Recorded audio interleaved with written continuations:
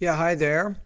These comments are for Karina. So you had a quick question here. You just sent me, said, I have a doubt about reductions. There's no penalization for the iBT exam if I use them. So let me give the context to anybody else who might be watching this video. So first of all, I am the founder and the materials writer from the 7-step system to pass the TOEFL iBT. And when students ask me questions, they sometimes email me, and I take time to help them out as they're working on the lessons in my service. So I would say reductions, first of all, let me explain what they are.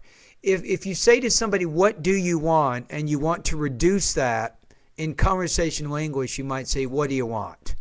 Or instead of saying, I'm going to talk about, you say, I'm going to speak about. I would say,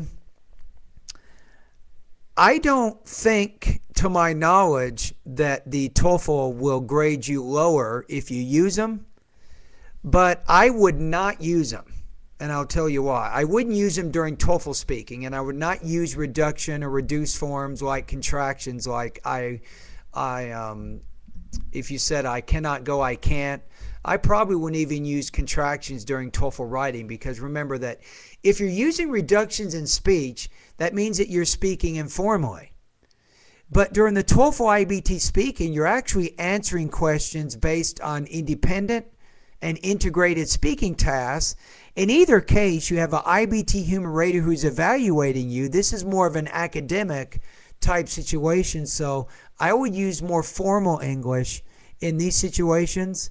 So I would say, I would tell you, Karina, that probably if I were you, I would not use reductions during TOEFL speaking. However, understanding reductions and understanding when people use them are important. It's more important for you, I think, to understand when native speakers are talking to you, they may use reductions. They might say, where are you going? Instead of where are you going? So you at least need to recognize, if you hear reduction, you can understand the meaning of it.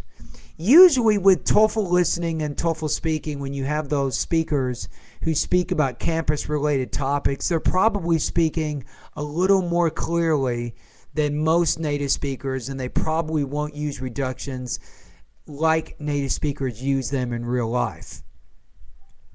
Am I making any sense? So I would say don't use reductions during TOEFL speaking, and probably also for TOEFL writing, do not use contractions. It's probably better to speak formally and to write formally. That way, for sure, you won't have any problem. Alrighty? It's better to be safe than sorry.